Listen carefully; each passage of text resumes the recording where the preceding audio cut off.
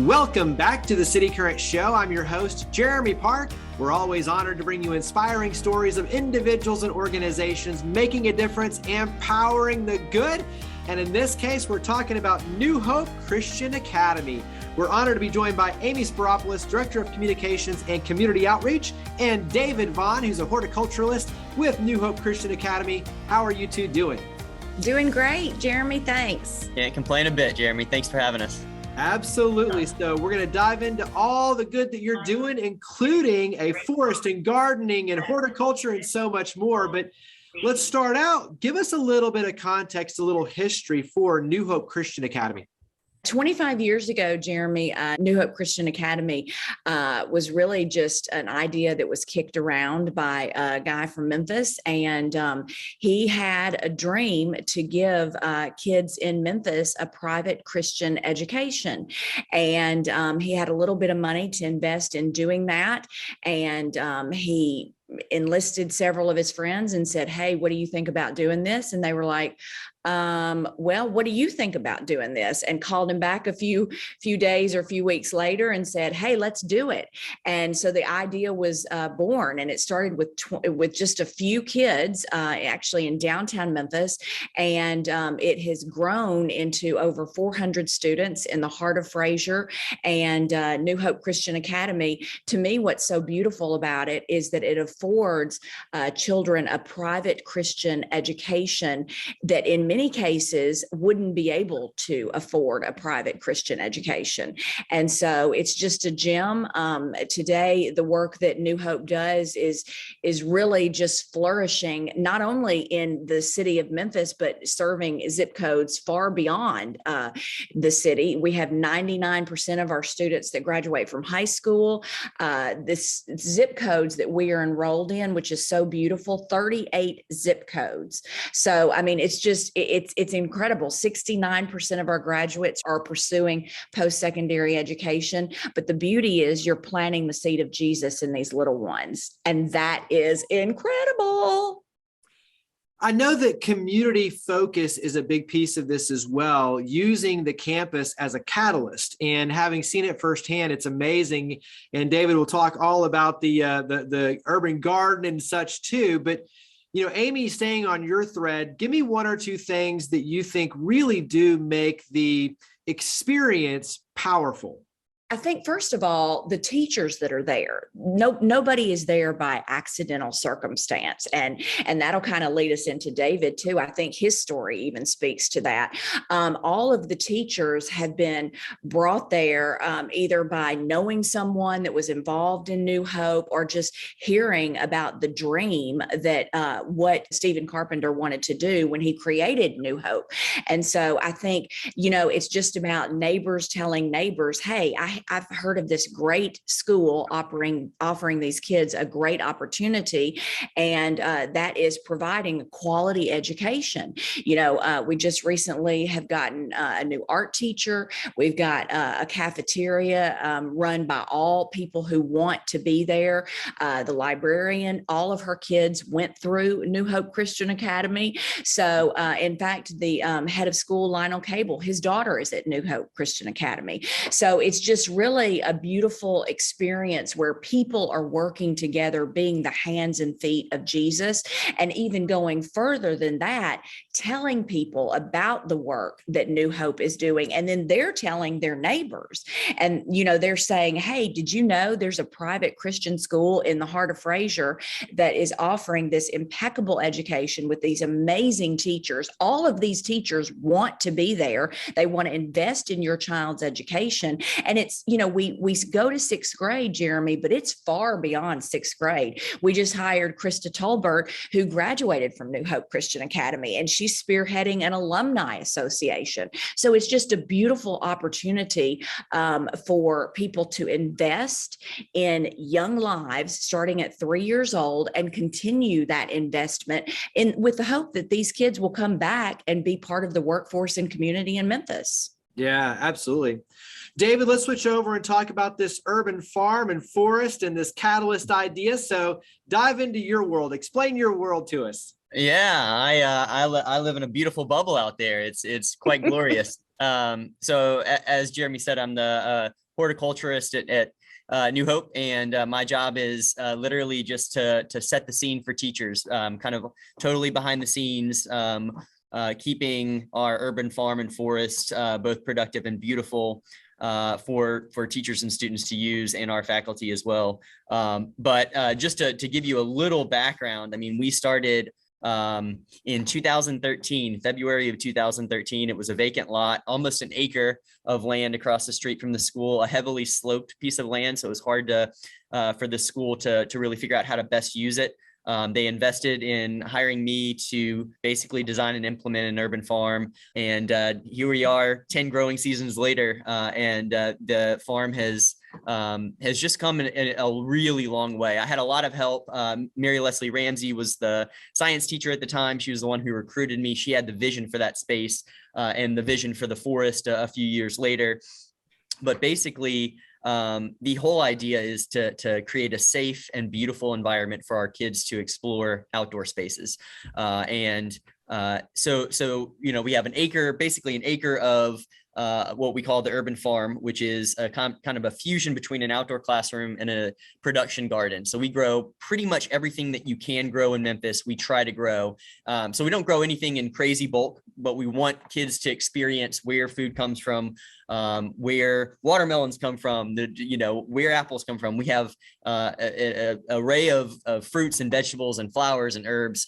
We have a sensory garden. We have a jungle garden, a lot of themed spaces. So it's very much geared towards education as well as production. It's a really unique space, and it incorporates a lot of permaculture techniques. My background is really horticulture, and so I'm trying to bring in techniques that are not necessarily used or seen very often in Memphis. And so the space is on a slope, and we've created this really unique garden that captures a lot of runoff water and makes use of the slope. And it's just very unique to Memphis. You don't see a community garden or a school garden quite like it. And it's also really geared towards beauty. We want our kids to experience beauty in the most profound way possible and experience God in the outdoor spaces. And so we really put a lot of emphasis on that. So when you step out in the farm, you're not walking into a raised bed area. We pretty much have everything in ground, and it's weaving pathways around flowers, herbs, and fruit trees, all kind of connected and woven together. And so it's a really unique space. And then the forest, a number of years later, Mary Leslie, again, the science teacher, walked with the headmaster into a 5-acre forest that is connected to the farm via just a little alley. And her idea was, why don't we make trails through here and really make use of this space? Fast forward, the school was able to get the land donated, and 5 years later, 6 years later, we now have trails, tree houses, swings, and the forest is much more of a kind of a play area. And for students, it's just it's an absolute joy to be out there. I mean, it just really does ignite the imagination, and I mean, kids just absolutely love it. The forest is just a gem of a space. The farm is much more geared towards teachers using it for curriculum-based structured classes. And so we have kind of a nice balance. The forest is more play area. The farm is very structured.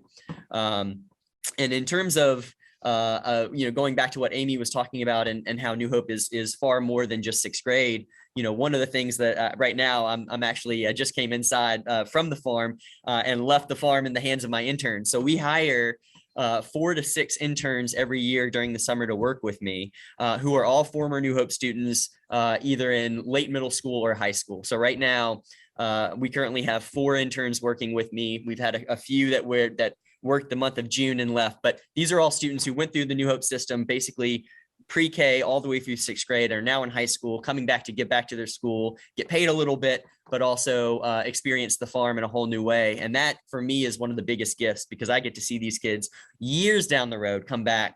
And every time I just, when I'm telling people about it, the word that comes to mind when I think about these kids is they have such deep character. I mean, they come back and they are just amazing. I mean, you're talking about being in high school, working the heart of the summer outside It's brutally hot. You're sweating through shirts like crazy.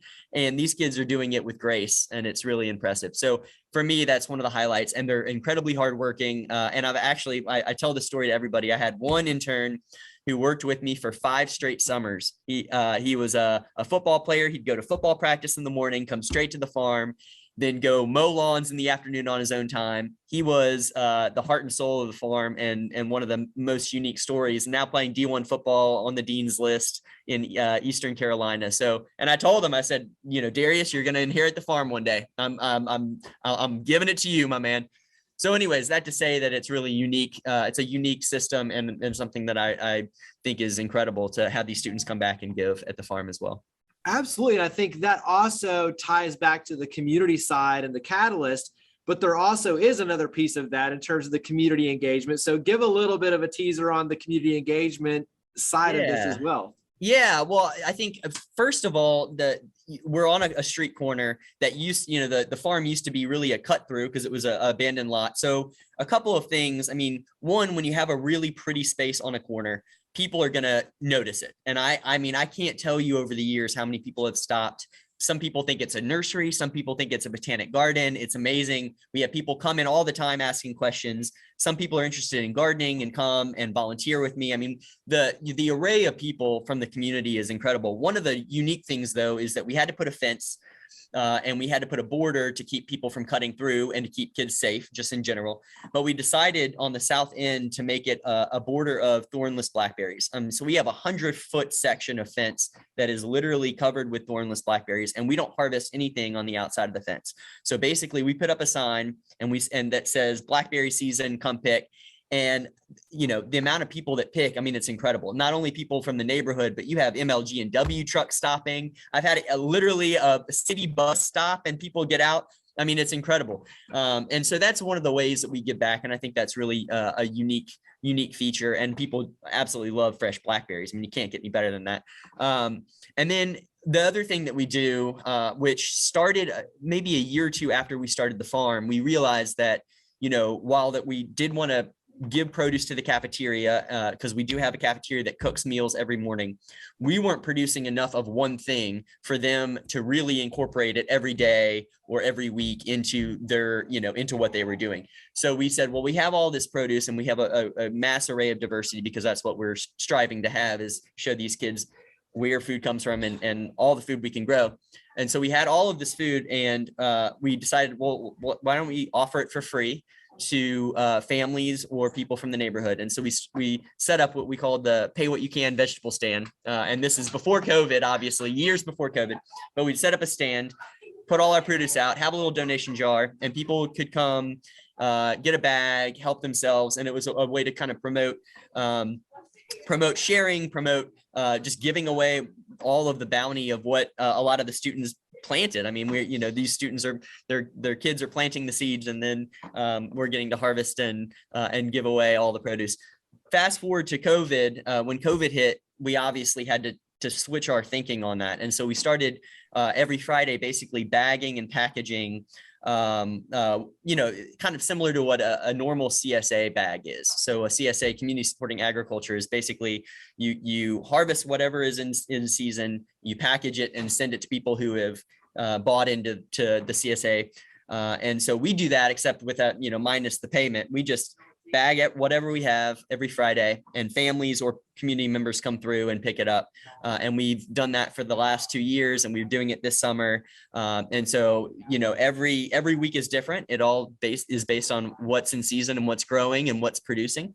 But it's a great way to give back. And the beginning of this season in particular, we were selling out in 30 minutes. I mean, we'd have anywhere from 15 to 20 bags of produce that we were making. We have an hour window where families and community members can come through, and we were giving away the 15 to 20 bags within 15 to 20 minutes. I mean, we had people lining up. So it's a really neat way of giving back. And I think for me in particular, being able to grow the food and then also see it go into a good place is what it's all about. And I think that's a good transition. Amy, on your end, over 30 years of a career in the media industry and seeing you on TV, I think when you hear these stories of impact and tying into the community, it's heartwarming. And I think that's a big part of to me, what has to put a smile on your face, but what puts a smile on your face is you have a chance to share this story and be a part of this amazing story for the impact with New Hope Christian Academy. Yeah, it's so interesting. And Jeremy, a few people may not even realize this, but I moved to Memphis. I'm not from Memphis. I moved to Memphis in 1999 for a job at Channel 3. And it was just going to be a stop on the map for me. And I met my husband. He's not from here either. So we had no intentions of staying in Memphis. But Memphis, has a way of growing on you. And the people just embraced us. The television market was very good to me. It was very good to my husband. But once we started having children, we kept hearing people talk about, so where's your kid going to go to school? And we were like, well, I don't know. I mean, well, you got to choose this private school. You got to choose this private school. You got to choose this private school. And I'm thinking, when I grew up in Birmingham, Alabama, only rich kids went to private school, private Christian school. And so my husband and this was like a whole new world to us. So when I was at Channel 5, I started doing some work with ECS. But even then, we were in the middle income level. We could never afford a private Christian education. So when New Hope, when I found out about New Hope and the possibility that I could have sent my 3 kids to a private Christian school and given them a quality education, because a lot of our students, they qualify for scholarships. Okay. Not all of them, but a lot of our students qualify for scholarships. So we are donor funded. Donors give to our school. So a lot of our students can continue the quality of education, and basically price is no barrier. Okay. We will work with you. We will work with the families. So when I found out about that and I was looking to maybe make a career change, and God makes no accidents. Erica Kane, the young lady who hired me, I had worked with her at WMC, and she reached out to me and she said, hey, we're looking for somebody in communications. This is what we do. And I said,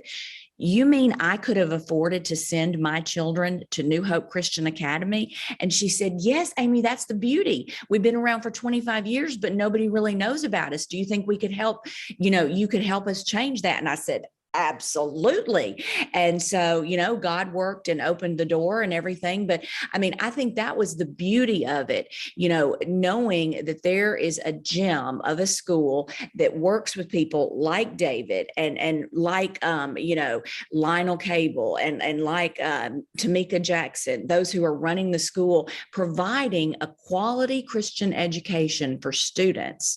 And my kids could have done this. Scott's kid, our kids could have done this, but I had no idea that New Hope Christian Academy was around. So now my passion is getting out into the community and connecting the dots and telling these young parents, hey, if you want a private Christian quality education, New Hope Christian Academy is there for you. And don't worry about the finances. We will work that out. We do have children that go through the testing process. And of course they have to, they have to be able to do that part of it academically. But I mean, we don't want finances to be a barrier for the reason a mom or a dad is not sending their child to a private Christian school. And even more, New Hope Christian Academy. So so when I heard about it, I was like, are you kidding me? I didn't even know this existed. And then when I got there, and David will tell you, I spend a lot of my days out in the farm and forest because it is peaceful. It is serene. I mean, it is the best place to be one-on-one with Jesus and enjoy what he's providing. So it's great. Nice. We'll wrap up with contact information. So website, social media, phone number, where do we go to learn more? And especially for parents, where can they start taking those next steps? Yes, absolutely. So newhopememphis.org, you can reach out to us. Actually, it's admission season. So we have got a lot of folks ready to talk to parents. You can submit a form. We're also hiring. So if you'd like to work for us, we'd love to talk to you. We're on Facebook, we're on Twitter. And David, I know you want to plug this because he is on Instagram with his special page. I have just a personal Instagram, but it's basically all farm photos. And so it's the.holistic.mystic. It's kind of a funny name. But if you find me, follow me, because I have a lot of fun and really interesting farm photos. And we have a official New Hope Instagram, Yes. which is New Hope /outdoors 2. So definitely find us there as well. I'm all out there too. Amy Speropoulos TV. I'm on Facebook, Instagram, even got a Snapchat and TikTok account, much to the dismay of my 3 children. Hey, at least you can find you anywhere. So that makes it easy. But the website again, newhopememphis.org. So newhopememphis.org. Amy, David, thank you for all you and your amazing team do. Thank you for coming on the show. Thank you, Jeremy.